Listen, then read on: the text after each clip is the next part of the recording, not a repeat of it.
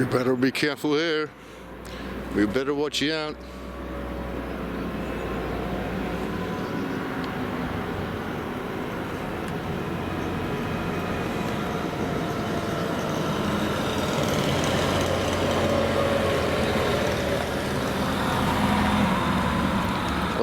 Oh.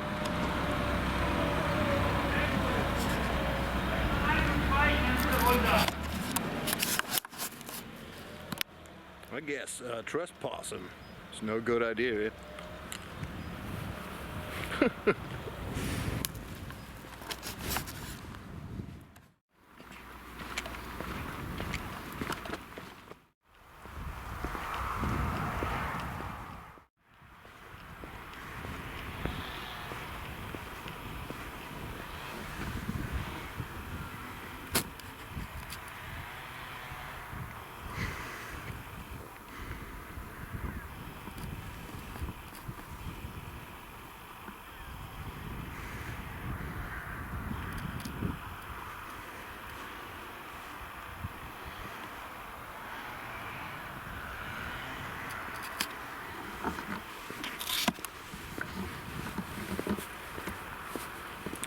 Well, that's what countryside looks like here, guys.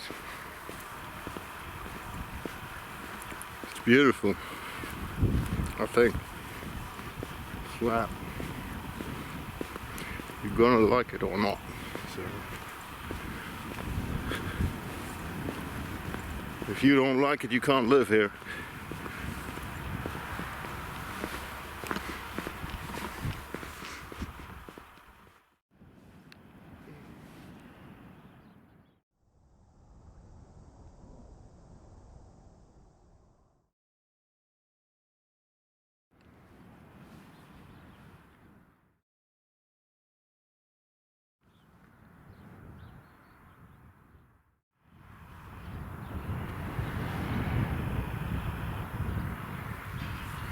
Oh, sorry, I was just watching a bird. A hawk searching for some prey. Well, hi there, guys. Hi there. I'm in Lower Saxony today. Yeah, pretty much right in the middle of nowhere.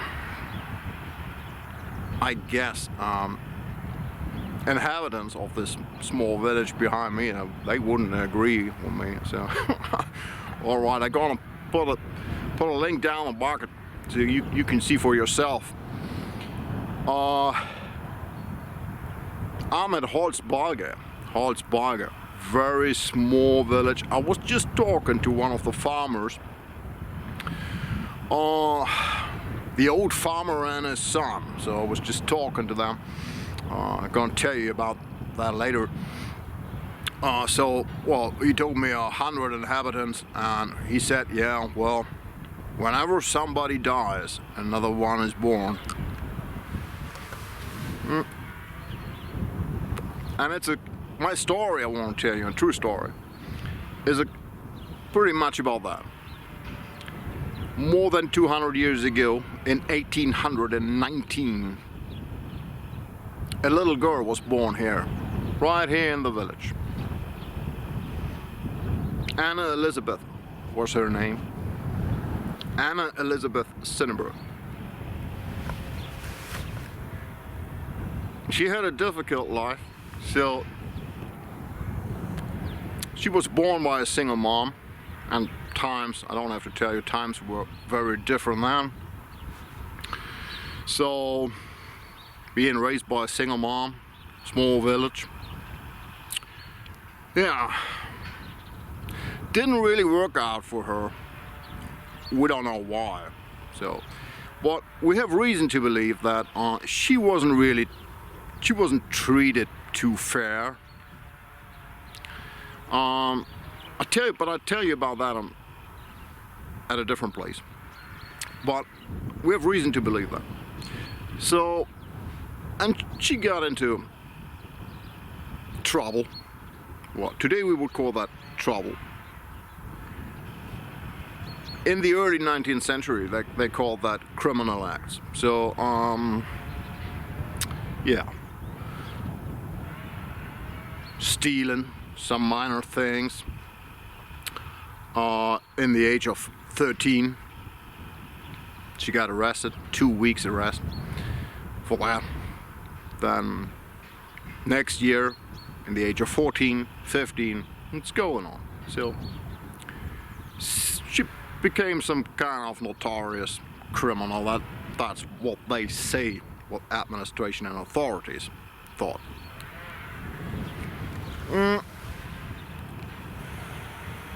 So this video, and at least the next video, perhaps next 2 videos, I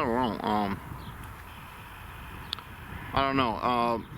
Whatever it takes. I want to introduce you to the life of Anna Elizabeth, at least to a certain point, to show you how she made it to America. Yeah, that's the plan. But there's also tobacco. So I was thinking about which tobacco should you show to the guys when you talk about something like that. I'm going to start with Haymaker. Well, the reason is obvious. Just some meters from it, there's a lot of hay, so there. A hay storage. So I was talking to these old farmer, and he said, yeah, well, we're still in the agriculture thing, so we're doing hay, and we're doing, I don't know, some potatoes, some crop, whatever comes and whatever is possible here. So simple life. Haymaker, yeah, Haymaker. Haymaker is a tobacco done by HU. I think the idea of HU was produced by Dan Tobacco. So the master blender behind that is Hans Wiedemann, as always when it comes to HU, but it's done at Dan Tobacco, and if there's something Dan Tobacco knows, if there's something that they can really do, that's Virginia. So they don't do burleys. Nope, no Kentucky's a thing. Some kind of hint of Latakia. They do in aromatics, but don't get me into that. But they really do the finest Virginias. Probably the finest Virginias here in Germany. Yeah, so the Haymaker. Let me just tell you what company tells us about that. So there's no tin description, so I'm gonna take that from the website of the company. Oh, don't let me down here. Well, you know, I'm countryside, so what would you expect? There's not too much of an internet here. So they say Haymaker is a natural sweet Virginia flake from Indian, Philippine, and Brazilian leaf. This pure Virginia flake fascinates both by its full aroma and a pleasurable smoking experience. Haymaker is an easygoing companion with complexity for delightful smokers as smokes throughout the day. As for all HU tobacco flakes, no glues, no binders are used, and thus enable easy rubbing or fold and pack. Try it, love it. That's what they say. Well, you know, Haymaker gives you the idea. So, I think the guys at Non-Tobacco, or perhaps even at HU, they didn't really think about what Haymaker, what the translation of Haymaker would be. So, I guess they just thought about hay, making the hay. Because if you see the tin, you see there's hay on it. So, but a Haymaker is also a punch. That's what I learned. So I was talking to Ethan yesterday, and he said, well, that's a funny name. So Haymaker means, I don't know, you punch somebody so hard. So, and that may give you the idea. I've seen reviews, and they said, yeah, it's really a hard punch, and it's tough tobacco and so on. All right. I don't think that was the idea behind that, but it might indicate that. But I don't think they were, well, I don't know. There was something they thought about. I'm going to show you tobacco, because this tobacco is, if you open that up and you take a first whiff, well, then you know why it's called Haymaker. So it is all about hay, It's right from the barn, so that's your impression. That's the first impression you get, right from the barn. Alright, I'm going to show you something. So it comes really interesting. It is a wonderful, look at that. It is a beautiful tobacco. I hope camera gets this done. Come on, buddy, don't let me down. So, and well, it's like hay, really. You see that? So it's all about hay, and you can't really do the stuff and fold thing if you expect to get the slices off, because this is so into each other.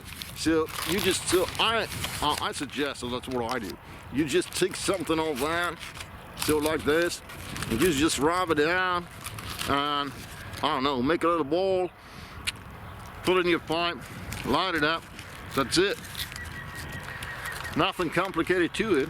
It's an uncomplicated tobacco, like it's been in the days of old, maybe even the days of Anna Elizabeth. So, yeah, let me tell you the price. Price is €9.55. That's not much for flake tobacco. God damn, there's something stuck in my pipe. Let me just take a cleaner out. Hang in.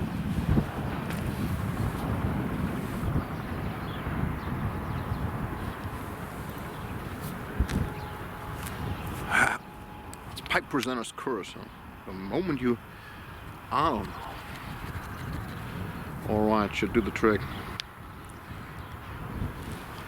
That's better. Let me do a reline. Yeah. So, thing is, what is it about the taste? So, I said, yeah, well, the smell is all about hay. It really is, for me at least. Some floral notes also, but it's like straight from the barn. I know that hay note can be an issue on many Virginia tobaccos.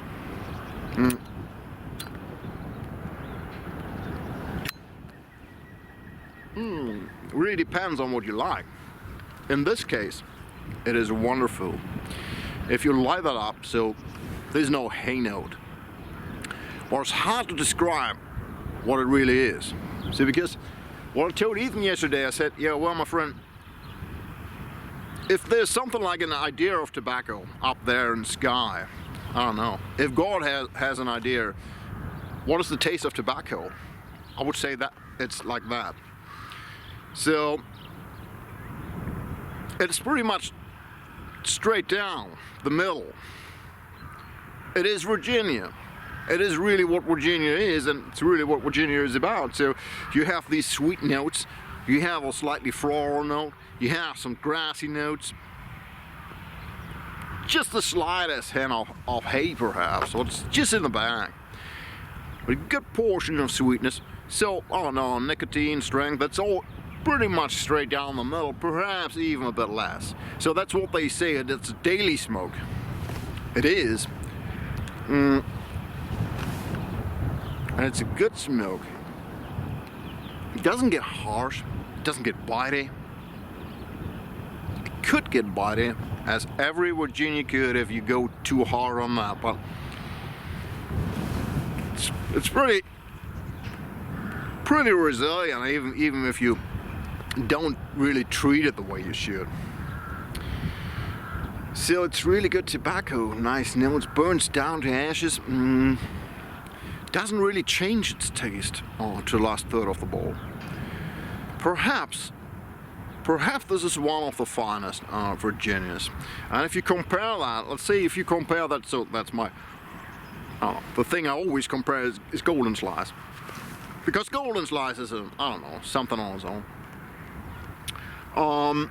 But Golden Slice always has this, what some guys think maybe a perique note. So this small vapor note. So this little tickling, this little extra, this little pepper note. Well, there's a lack of that here. You can tell in both ways. So if you can like it or not. I really love the Golden Slice, but this missing here, but it's missing, so it's not an issue. It's just different. Straight down the middle, through Virginia. No issues to talk about. Nothing to complain. Tobacco comes pretty dry, but this is perfect condition to light it up, to stay lit, and it doesn't give you a nick hit if you relight or something. Good tobacco. Well, there's a reason why Haymaker has become some kind of I don't know, quite popular when it comes to HU tobaccos. Well, it's good tobacco. All right. I don't think I have really much more to tell about Haymaker, so why should do too many words? So, Virginia, slightly floral note, a little citrus, tangy, just a little hay in the back, straight down the middle, no issues at all. So, if you haven't tried that, and you're really into the Virginias, you should give it a shot. Stunt tobacco. They really know they're Virginias. Alright guys, so back to the little story. Yeah, Anna Elizabeth, so I told you, I don't know, she was in kind of trouble, some kind of trouble, and she got 13, 14, 15, always arrested, and every punishment was a bit harder than the punishment before. And her mother, so as I told you, there was no father. Well, of course there was a father, but we don't know about the father. So she was not married, the mother of Anna Elizabeth. But she married a few years later. But it seems so she changed her name from Nienburg to Pyman.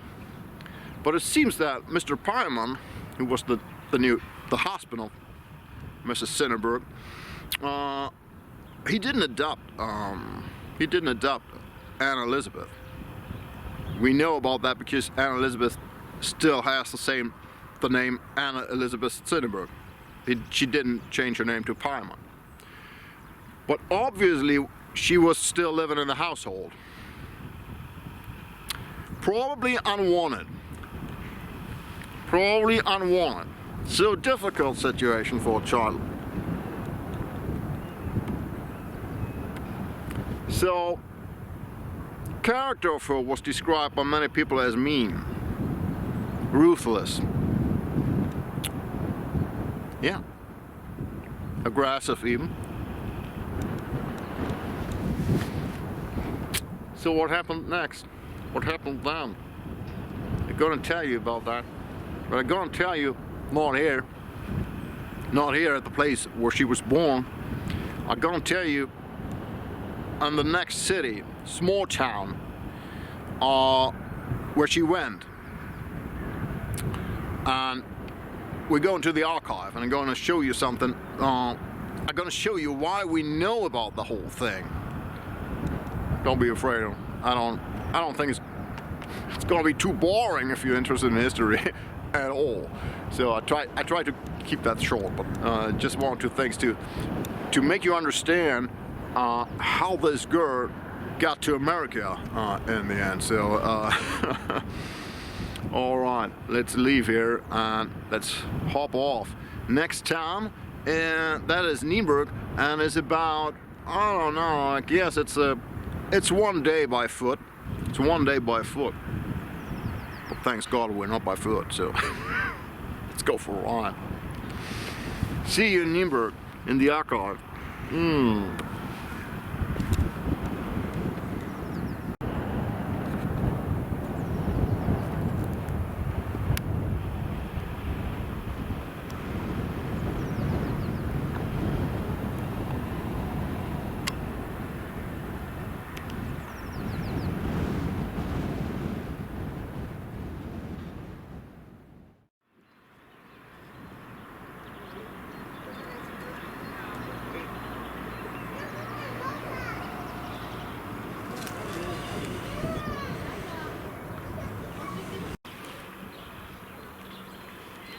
Nienburg.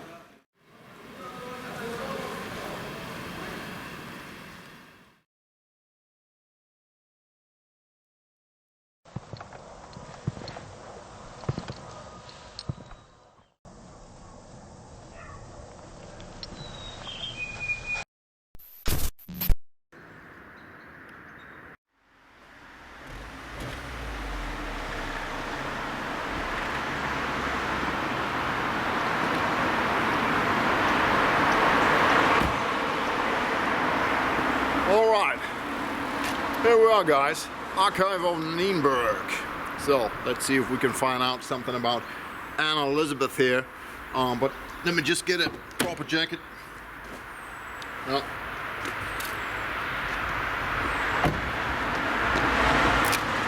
So that we're properly dressed. Alright, let's go.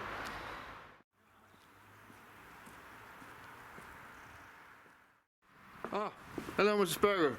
Nice to see you. Mark. Thanks for having us here. Thanks for having us here. Welcome to our public records archives. Always a pleasure to be here. All right, should we go upstairs? Yes, we go upstairs. So, and attention please. Why? Yes, the stairs are dangerous. Oh, yeah, always. Always. There's another bird watching us. Oh, look at that. Isn't that? That's an old archive here. Yeah, beautiful. So, all right. But we're here for a reason. So, all right. It's our reading room. Yeah, that's the archives reading room here.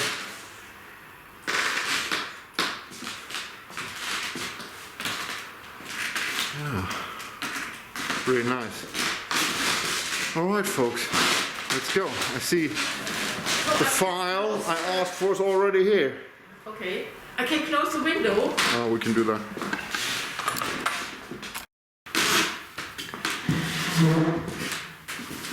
All right, here we go.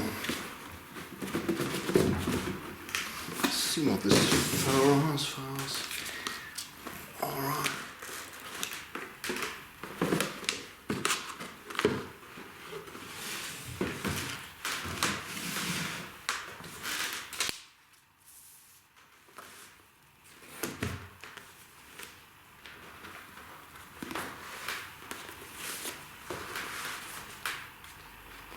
So, let's see.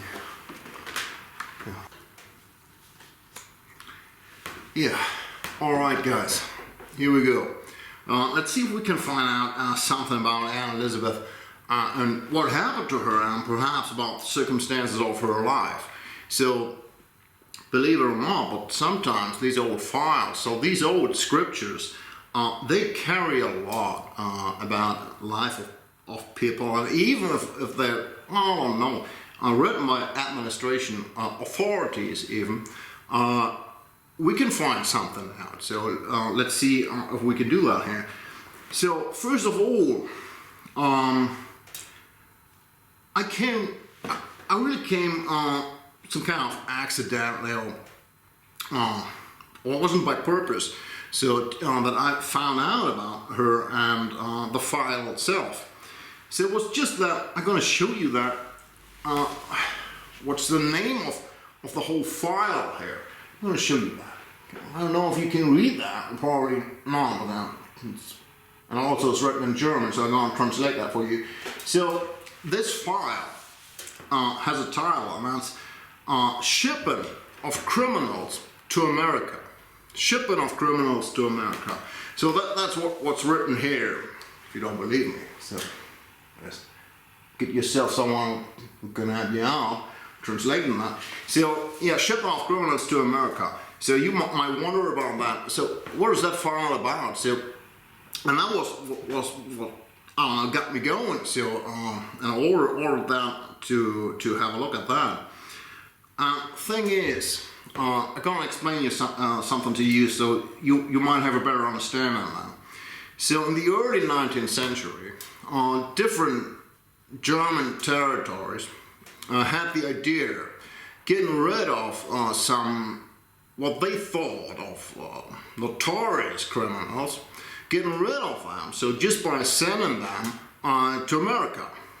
So well, you might say that's a bad idea or not, but the idea behind that was just give them a one-way ticket to America or to someplace else, or might even be Australia or South America, North America. Didn't really depend on. Then they're gone. So there's no chance for them to come back, of course. So, and that was the whole idea. And Kingdom of Hanover was pretty much in front of that idea, and they were shipping. I don't want to say a lot of people, but some people. You know, if we talk criminals, so what kind of criminals are we talking about? So Prussian states, so they had Kingdom of Prussia, they had the idea that they could only be for, let's say, murderers or rapists or whatever. So, but they found out very quickly that on Ellis Island, for example, so in New York, so I don't know, concerning U.S. authorities. They weren't really pretty much fond of getting all these criminals, these rapists and murderers. So that was very difficult. So it came back mainly to what they thought of notorious criminals, so thieving and I don't know, people just without work or just being poor and in conflict with minor roots or even the law and getting arrested and so on. So that is what this file is about. So, but how is this file related to our case, so to Anne Elizabeth, and how can we find out something about Anne Elizabeth? So let's find out. So we just take a look at that. So we have very different things here, different criminals, or different people being sent. So this guy is a musician. So sending the musician Conrad Redberg to America. So this one is about Friederike Sturman to America. This is a case about Daniel Dünzing. This guy is even funny, so because I read this file, so you see all these papers here. I'm just going to show you very carefully here. So, and also all written in the 1830s, 1840s mainly. And this guy, for example, and that was an effect that happened pretty quickly. So some guys found out, well, they're shipping criminals to America, and I want to go to America.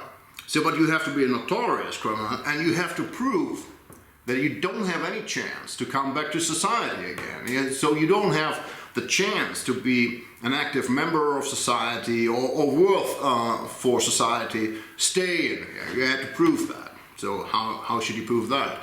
So you can already guess. So some of these guys just try to be notorious criminals just by doing some smaller thing, minor things. Well, that was a dangerous game, of course. So if you do too much and then you're just locked up, and perhaps they don't give you a ticket to America, and then you're locked up. So that could easily happen. But on the other hand, if you can't afford your own way to America, that was always a chance to get the money and the ticket to America. Yeah, well, that's how the word works, just. So we have several other guys here, but I'm really searching for this one. Well, you can see here. You can see it here. It's marked as shipping off. The shipping of Anna Elizabeth Nienburg to America. So, and what do we have here? So we have different letters, we have different writings. It's not too much, I think it's about 20-25 papers in total, different letters. And what can we find out? So let's see, let's take a closer look here. And there's some papers more interesting than others. So you see, I'm going to show you this. All these letters, you see that, sealed, properly sealed, and just give you an idea of the handwriting. Well, it's all written in what we call German writing. So it might be not too easy for you to read.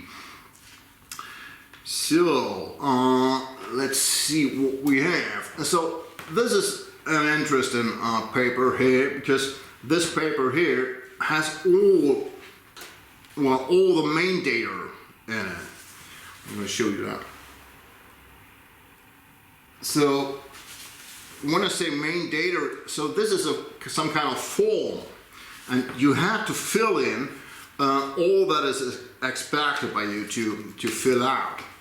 And there's also a very fragile letter here, and that is perhaps the most interesting part. So you see that I have to be very careful with this letter. Don't be afraid, I have clean hands. So alright, this is very fragile, so I have to be careful with that.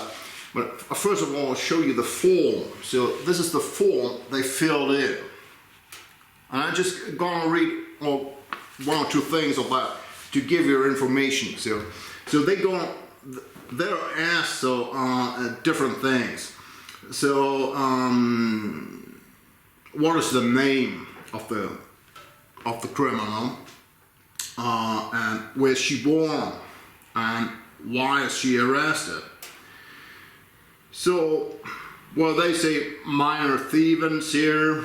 That's the reason for her arrest. Her name is Anna Elizabeth Nienburg, and where does she live right now? That is Nienburg, yeah, and all these things. So where's she born? She's born in Holzbalge. That's the little village we already have been before, that I already showed you. So from all these papers, so what can we learn? I'll try to break that down for you. I don't want to go too much into details, so I don't want to bore you out with that. So I have another characteristics here, so you can already see that here. So it's already written characteristics. So another interesting paper, and that is from 1840. So we have to keep in mind Anna Elizabeth was born in 1819. So it's again about her name, and this characteristics, they say that Anna Elizabeth Nienburg is also known, or also goes under the name Pima, and I already told you about that. So well, you can see that here, and you can also see that she's born in Holzbalge. Let me show you that. That's the second part. Yeah, so what can we learn from that, and what was going on with it? So number one, let me just try to get the puzzle straight for you, all the details I've already told you. She was born in 1819, a small village, Holzbalge. I was talking to several farmers. None of these farmers has ever heard about the name Nienburg. And that means you have to keep in mind, in this village, there are only, I don't know, 5 farms or something.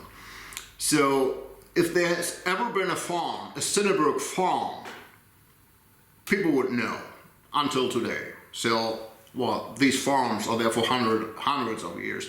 And even if the Cineburgs don't exist anymore, it's still known that there is a Cineburg farm, or there was once a Cineburg farm. So what can we get out of that? So that means that the mother of Anne Elizabeth wasn't a farmer's daughter, because there was no Cineburg farm. And that means that she probably was a maiden on one of these farms. And probably, and that's just a guess, we don't have a proof for that, but probably after getting pregnant without a proper husband, with no father at all to know, she probably had to leave Holzbalge. And that was very usual, because there was a question of honor for the farmer, not having around, I don't know, pregnant maidens without no father, and I don't know, perhaps the rest of the village might think that he's the father or something like that. So very often they were sent away. Nienburg is not too far. Nienburg is just 1 day by foot, as I told you. So probably her mother went to Nienburg trying to get some work or something at all. So, and then, and next thing we know is that she married a man named Paiman. I don't know the first name yet, so perhaps I'm gonna know that at one point, but right now I don't know the first name. So Mr. Paiman, and here is written that Anne Elizabeth, so the daughter of Mrs. Cineburg, is also known as Paiman. What does that mean? Well, that means, number one, Mr. Paiman didn't adopt her. Otherwise, her name would be Anne Elizabeth Paiman. But her name is still Anne Elizabeth Cineburg. But she is also known as Paiman. And that could only mean that she was still living in the household of Mr. Paiman. Probably together with her mother, of course. The former Mrs. Cineburg, now Paiman. Alright, so there you have it. A daughter born without a father, living in a household with her mother and the husband who doesn't adopt her, and getting into trouble. So, and that probably means that they kind of made her feel that she's unwanted. That's just a guess, but there are many indications for that. So otherwise, probably Mr. Paiman would have adopted her. And we have another proof I'm going to show you, and that's a report by a pastor he made during her time in jail. So we got more information here, and this is all about what she has done and so on. So you know, minor thievings, and this is very interesting. Once she is arrested because of garden thieving. So, well, what could that mean? So she stole something from a garden. So it means kind of pair of apples or something like that. But in those times, that was already criminal behavior. So we have to keep that in mind. Well, it's not like today. Today we would have called somebody for therapy, or somebody coming in and taking care of the family and just being around, or talking to the girl or whatever, and doing some extra care or something like that. No, those were not the times. So I don't know, stealing from a garden, or I don't know, getting a spoon from a household where she was working and so on. That was all criminal acts. And so she had, I don't know, well here are listed 5 criminal acts. And the last one is she stole something from a household. We don't know what that was exactly, it's not written here. But I don't know, they sent her to jail, I think, for 3 years. So, and she was 19 then. So, that's what we're talking about. There are more informations here, so, yeah, and all these informations about her character, and that's an interesting point, is that she was some kind of mean, aggressive, even, stubborn, hard to reach for somebody talking to her, especially authorities. And we have this little this report I already showed you, written by the pastor. I'm not showing you that again, but it's very thin, so, and it's quite precious, even because this is from 1843. It's in German. I'm going to translate some of the parts at least, so that you might get an understanding. So the pastor tried to reach her and during her time in jail, so to find out what went wrong and so on. And he tells us, so well, from the beginning she was very aggressive and stubborn and yeah, very difficult for him to talk to. But then after a while, let me just get my reading glasses here. But then after a while, she kind of broke up, or she broke down. Let's say that. She opened herself. So she was crying in front of the pastor, and he said she confessed all her sins, everything that she has done, and she made a full confession, and she told him, and that's what he really says. She told him the most terrible things that happened during her childhood. So we got no idea what that means, and what could that indicate. It could be a sign for, I don't know, child abuse or sexual abuse, or I don't know, just something else. So we don't know. We don't know that. But if a pastor writes, she opened the most terrible things, I don't want to tell about that in detail. We have no idea what that means, but it could mean everything. And after her confession, he said she changed a lot. So suddenly he could reach her better, and she tried to find religion, and he said, yeah, well, she did, and she changed her character. That's what he said, and she's on a good way.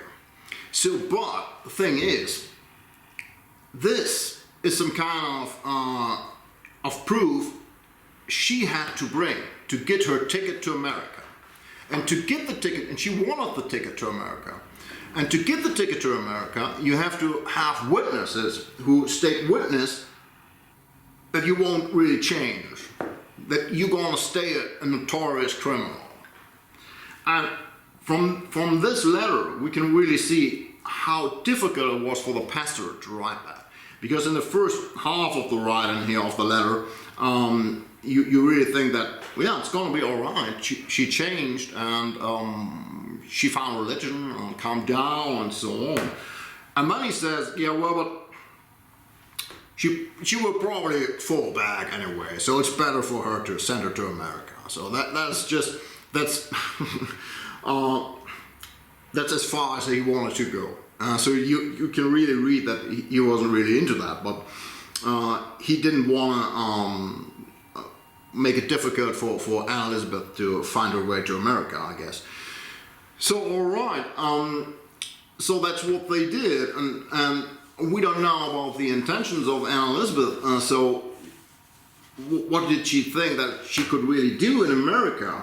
And that was one point. Administration always asked these guys, what do you want to do when you come to America? Because we have to make sure that you're good.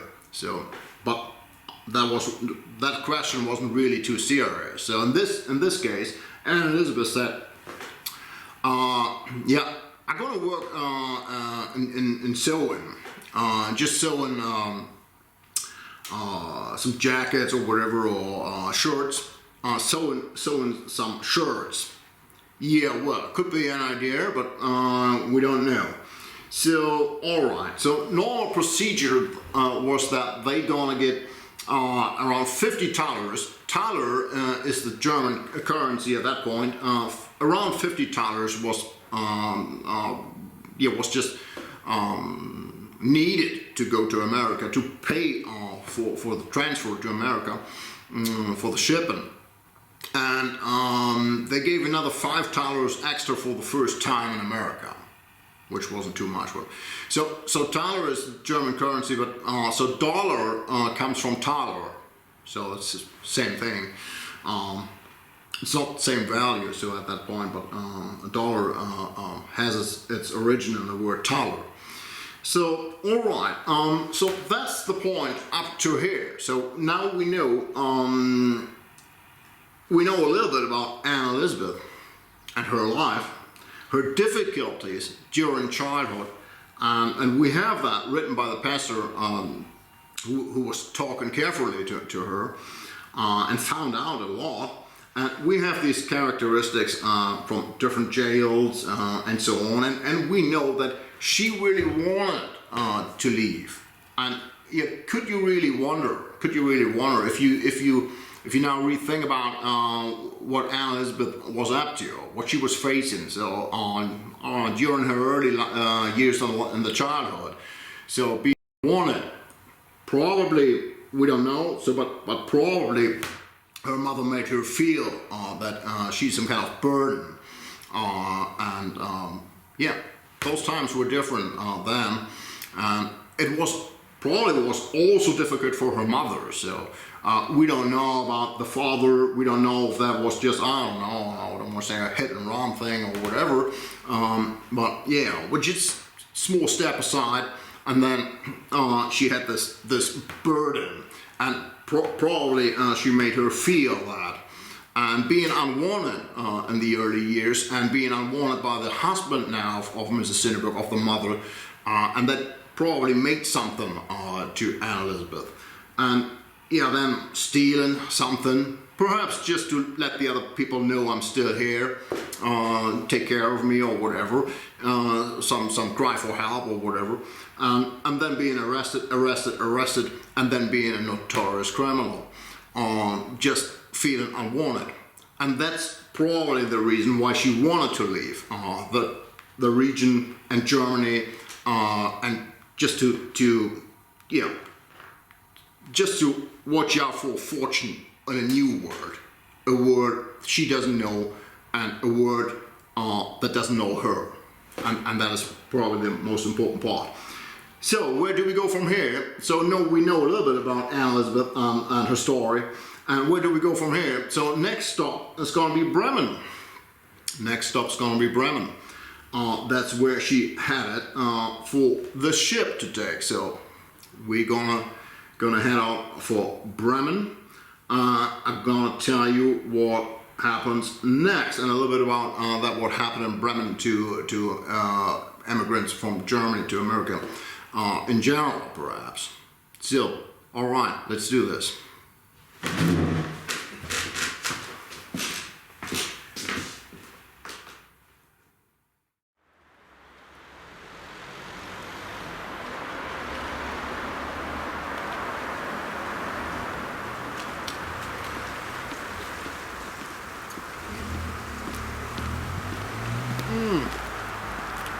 All right, guys, that's it for today.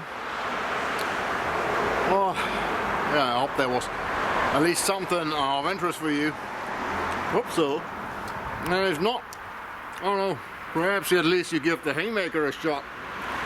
Really good tobacco, worth a try, wouldn't hurt.